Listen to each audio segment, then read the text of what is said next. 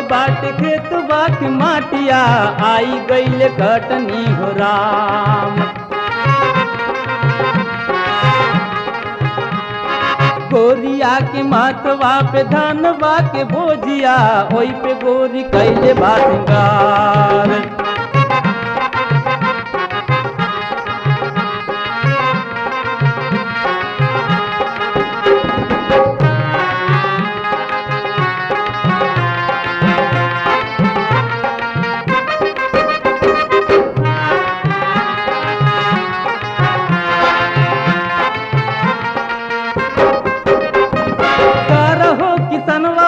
हाथवा में हंसुआ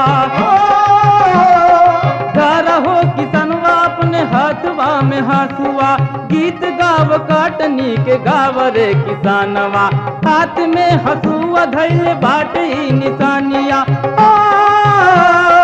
हाथ में हंसुआ धैले बाटे निशानिया साथ साथ ही बाटे बाटे निशानिया सारा दिन धूपवा में सारा दिन धूपवा में कैली में हनतिया ओकरे फूलल बाटे राम।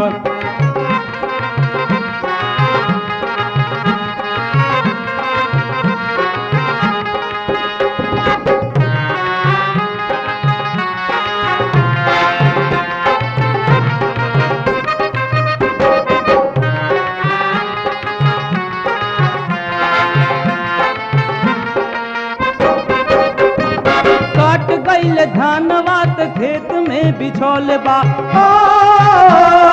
काट गईल धानवा त खेत में बिछौल बा लौक लागी सोनवा के बाटे बिछौनवा चमके धूपवा में जैसे चमके चांदनिया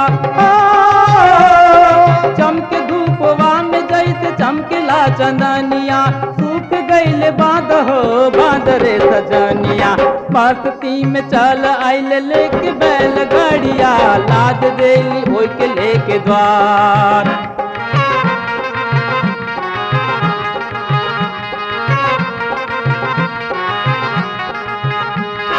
नाच गावे लग गईल गाँव के किसानवा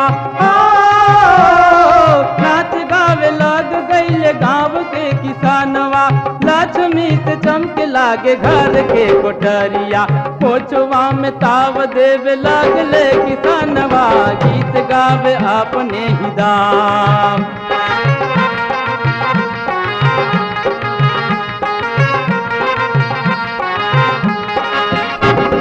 सोनवा उगौल बाट खेतवा की माटिया आई गईली कटनी हो राम।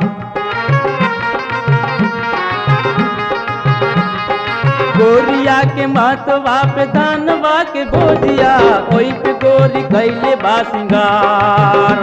हाय हाय ओई पे गोरी कैले बा सिंगार ओई पे गोरी कैले बा सिंगार ओई पे गोरी कैले बा सिंगार ओई पे गोरी कैले बा सिंगार।